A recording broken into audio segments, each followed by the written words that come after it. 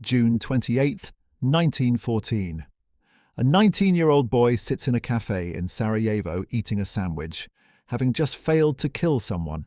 He has no idea that within the hour he will accidentally start the deadliest war in human history. And the most disturbing part? It almost didn't happen at all.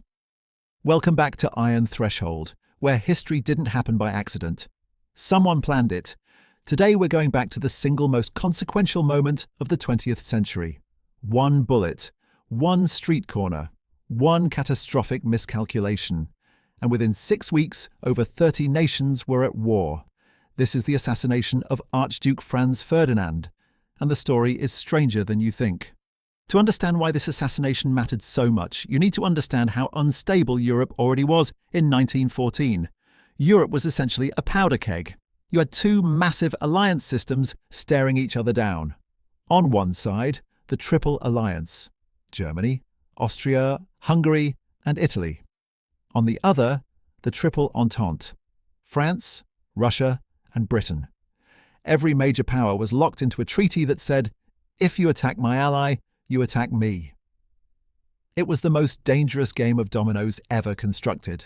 And sitting right in the middle of all of this was a region called the Balkans, a territory so contested, so volatile, so full of competing nationalist movements that it had already sparked 2 regional wars in the previous 2 years alone. One diplomat famously said, "If a great war ever comes, it will come out of some damned foolish thing in the Balkans." He was right. Archduke Franz Ferdinand was the heir to the Austro-Hungarian Empire, one of the most powerful empires on earth at the time, spanning over 50 million people across Central Europe. He was not a beloved figure. He was stubborn, arrogant, and had a notoriously bad temper. Even his own uncle, Emperor Franz Joseph, reportedly disliked him. But Franz Ferdinand had one quality that made him dangerous to certain people. He actually wanted peace. He believed that going to war with Serbia would be a catastrophic mistake. He worried about provoking Russia. He wanted reform, not conflict. This made him an enemy to the hardliners within his own empire who desperately wanted a war with Serbia to crush growing Slavic nationalism once and for all. And it made him a target to the Serbian nationalist groups who feared exactly what he represented: a stable, reformed Austro-Hungarian empire that would never give them the independent Slavic state they dreamed of. So in the summer of 1914, Franz Ferdinand decided to visit Sarajevo, the capital of Bosnia, a region Austria-Hungary had annexed just 6 years earlier, infuriating Serbian nationalists in the process. It was, looking back, one of the worst decisions in modern history. Enter a secret organization called the Black Hand. Officially, they called themselves Union or Death. They were a Serbian nationalist group with deep connections inside the Serbian military. Their entire mission was the unification of all South Slavic peoples into one nation, by any means necessary. When they heard Franz Ferdinand was visiting Sarajevo, they saw an opportunity. Their leader, a shadowy military intelligence officer known as APIS, recruited a small group of young Bosnian Serb nationalists to carry out the assassination. The recruits were teenagers, barely trained, deeply idealistic, and dying. Several of them were already suffering from tuberculosis.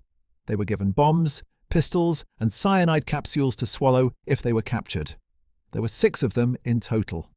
They were smuggled across the border into Bosnia and positioned along the Apel Quay, the route Franz Ferdinand's motorcade would take through Sarajevo.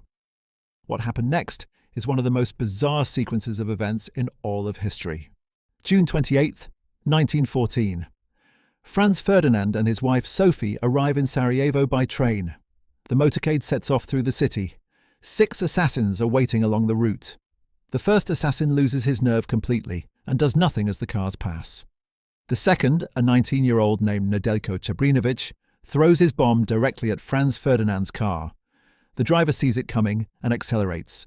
The bomb bounces off the back of the car and explodes under the following vehicle, wounding several people but missing the Archduke entirely.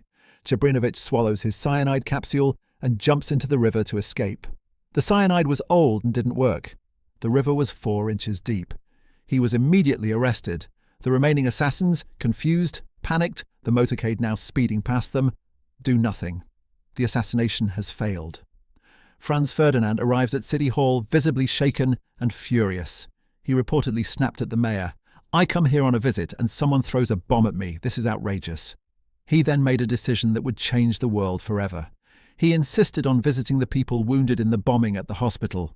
His security team agreed. They planned a new route out of the city. And here is where history turns on the smallest possible hinge. One of the assassins, 19-year-old Gavrilo Princip, had given up. The mission had failed. He was standing outside a delicatessen on Franz Josef Street, eating a sandwich and contemplating what to do next.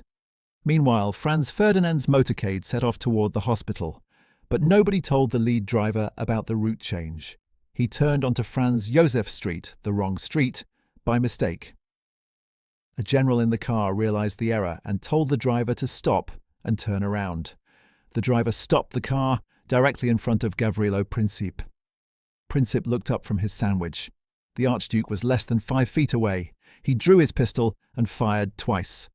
The first bullet hit Franz Ferdinand in the jugular vein. The second hit his wife Sophie in the abdomen. Both were dead within the hour. Princip swallowed his cyanide capsule. It didn't work either. He was arrested on the spot. What followed was a diplomatic catastrophe that unfolded with terrifying speed. Austria-Hungary immediately blamed Serbia for the assassination, not without reason given the Black Hand's connections to Serbian military intelligence. They issued Serbia an ultimatum so deliberately harsh it was almost designed to be rejected. Serbia actually agreed to almost every single demand. Almost. Austria-Hungary declared war anyway. Russia, bound by treaty and by their role as protector of Slavic peoples, began mobilizing against Austria-Hungary. Germany, and bound by treaty to Austria-Hungary, declared war on Russia. France, bound by treaty to Russia, was next. Germany invaded Belgium to get to France. Britain, bound by treaty to protect Belgian neutrality, declared war on Germany. In 37 days, the world had gone from a single assassination on a street corner in Sarajevo to a global war involving every major power on Earth. By the time it ended 4 years later, 17 million people were dead. Gavrilo Princip was 19 years old when he pulled that trigger. Too young to receive the death penalty under Austro-Hungarian law, he was sentenced to 20 years in prison. He died in a prison cell in 1918, the same year the war he started finally ended, from tuberculosis. He was 23 years old. He reportedly told his captors he was sorry for the deaths of Sophie and Franz Ferdinand. He said he had not intended to kill the Duchess. Whether he was sorry for what followed, 17 million deaths, the collapse of 4 empires, and the conditions that would directly lead to an even more devastating Second World War, history does not record. This has been Iron Threshold. History didn't happen by accident. Someone planned it. Subscribe and I'll see you in the next one.